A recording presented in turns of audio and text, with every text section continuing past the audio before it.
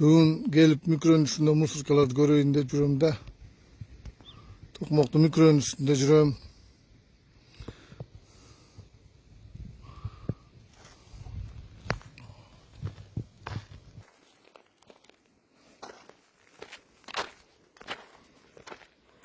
Geçökü bayakı musur kaptan yerlerim ne oldu? Oşuların bana karap. Koydun ölügü, itin ölügü, ne oldu da bana tekşerip geldim de. Şu yerde bomba massova поражение жатканда эми элдер ойлошу мүмкүн мусор жата жатпай жүрдү беле депчи. Бул жерде стекловаталар жаткан, анан койлордун бири малдардын жугуштуу оору менен ооругандар жатканда бул эмне болот? Бирден аны жеген чиркей переносчиктер, чымындар микроонго барып балдарга жугузмакта бара-бара гепатит болмок, пастиллез болмок. Айтор аружа массовый поражение жатканда түшүнгөн кишилерге түшүнгөн жок.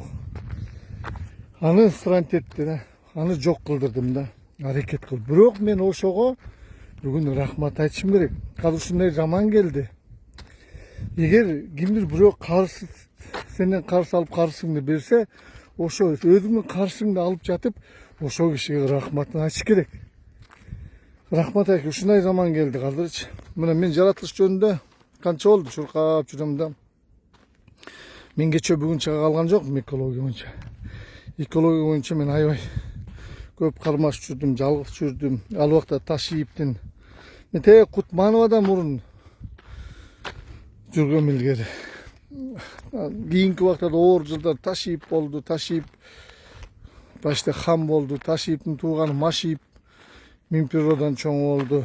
Бажасы Бобек Ажыкеев Токойдун чоң болду. Ошондо деле жалгыз кармаш жүрдүм да. Бирок ошо жылдар мени Совбездин начальниги 3-4 жолу кайрылсам Марат Иманкулов кичине ход берди экология боюнча. Ошого да кирип кат жазып аттым.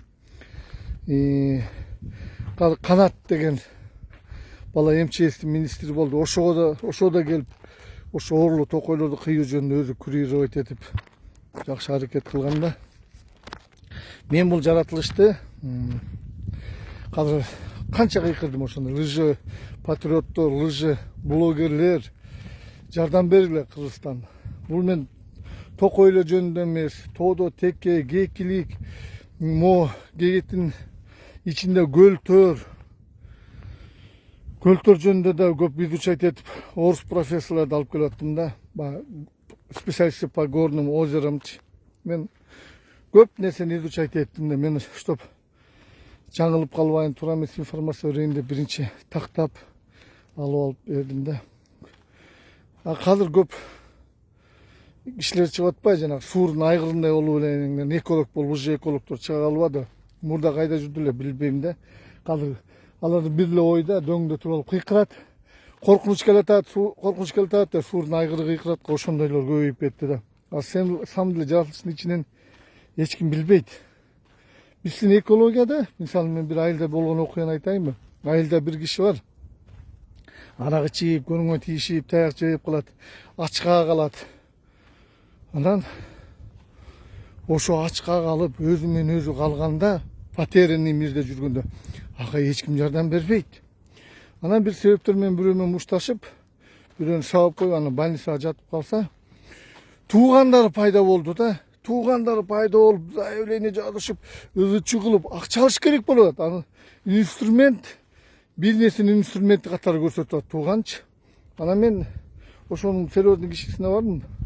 То есть ошо айылда бир киши бар да, ошону запойго түшүп калса больницага алып барып капать этtirет, ач калса унсун алып берет, кийим айрылып калса кийинтип коет да.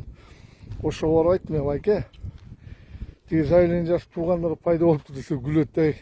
Көрдүңбү дейт, ошо ачка көчөдө жатканда эч ким мага келет дейт, айылда бир тиги бурчта тоңго өлө турган болуп жатат десе, мен барып машинамды жүктөп барып үйүнө жаткырып, мен карачымын дейт. Качан ушу көчөдө ачка өз проблемасы менен өзү калганда эч ким жардам берген жок дейт. Анан качан Şu больницага жатып акча булагы пайда болуп калганда туугандары пайда болду дейт да. Ошого жини келди да, ошолор кайда жүрдү дейт. Бүгүн казыр биз ушу экология жөнүндө айтып атабыз. Экология жөнүндө ызы чугулуп атат кээ бир суурдун айгырларычы, түшүнүп түшүнбөй эле пиар үчүнчү. На самом деле мына экология ким күйөт, ким жардам берет, эмне пайда табабыз да. Мен ал жөнүндө азыр экология жөнүндө айтып берем. Бирок биринчи мен бул жерде жанакы оружие массового пораженияны жок кылдым да. То есть бул жерде мусорный полигон болуп бараткан.